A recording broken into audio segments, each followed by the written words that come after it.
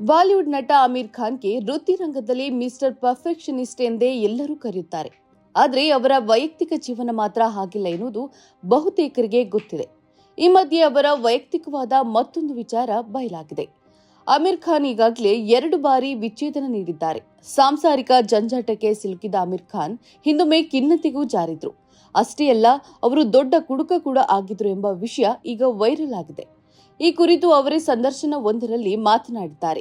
ನಾನು ಮತ್ತು ರೀನಾ ದತ್ತ ಬೇರೆಯಾದಾಗ ಸುಮಾರು 2 ರಿಂದ 3 ವರ್ಷಗಳ ಕಾಲ ನಾನು ಅದೇ ದುಃಖದಲ್ಲಿದ್ದೆ.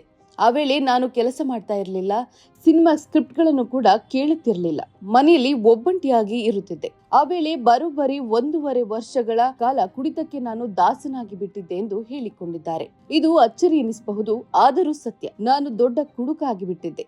ರಾತ್ರಿ ನನಗೆ ನಿದ್ದೆಯೇ ಬರ್ತಾ ಇರಲಿಲ್ಲ. ಹೀಗಾಗಿ ಸಿಕ್ಕಾಪಟ್ಟೆ ಕುಡಿಯೋದಕ್ಕೆ ಆರಂಭಿಸಿದೆ. ಮದ್ಯವನ್ನೇ ಸೇವಿಸಿದ ವ್ಯಕ್ತಿಯಾಗಿದ್ದ ನಾನು ಒಂದು ದಿನದಲ್ಲಿ ಯಾರೂ ಕುಡಿಯಲು ಸಾಧ್ಯವಾಗದಷ್ಟು ಮದ್ಯ ಕುಡಿದು ಖಾಲಿ ಮಾಡುತ್ತಿದ್ದೆ ಎಂದು ಹೇಳಿದ್ದಾರೆ. ಆಗ ದೇವದಾಸ್ ರೀತಿ ಆಗಿದ್ದೆ. ತನ್ನನ್ನು ತಾನು ನಾಶ ಮಾಡಿಕೊಳ್ಳಲು ಪ್ರಯತ್ನಿಸುತ್ತಿರುವ ವ್ಯಕ್ತಿ ಅಂತಾಗಿದ್ದೆ. ಇದನ್ನೇ 1.5 ವರ್ಷಗಳ ಕಾಲ ಮಾಡುತ್ತಿದ್ದೆ. 2001ರಲ್ಲಿ ದಿಲ್ ಚಾಹತಾ ಹೇ ಸಿನಿಮಾ ತೆರೆಕಂಡಿತ್ತು.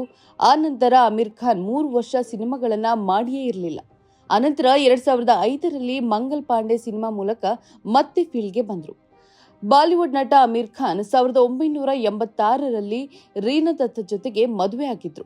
ಅವರಿಗೆ ಜುನೈದ್ ಖಾನ್ ಹಾಗೂ ಇರಾ ಖಾನ್ ಎಂಬಿಬ್ಬರು ಮಕ್ಕಳಿದ್ದಾರೆ. ಆದ್ರೆ 2002ರಲ್ಲಿ ಇಬ್ಬರು ವಿಚ್ಛೇದನ ಪಡೆದುಕೊಂಡಿದ್ರು. ಆ ಸಂದರ್ಭದಲ್ಲೇ ಖಿನ್ನತೆಗೆ ಜಾರಿದ್ದೆ ಎಂದು ಆಮಿರ್ ಖಾನ್ ಹೇಳಿದ್ದಾರೆ. ಈಗ ಗೌರಿ ಸ್ಪ್ರಾಟ್ ಜೊತೆ ಡೇಟಿಂಗ್ ನಲ್ಲಿದ್ರು. ತಮ್ಮಿಬ್ಬರು ಮಾಜಿ ಪತ್ನಿಯರ ಜೊತೆಗೆ ಈಗಲೂ ಉತ್ತಮ ಒಡನಾಟ ಮಾತ್ರ ಹೊಂದಿದ್ದಾರೆ.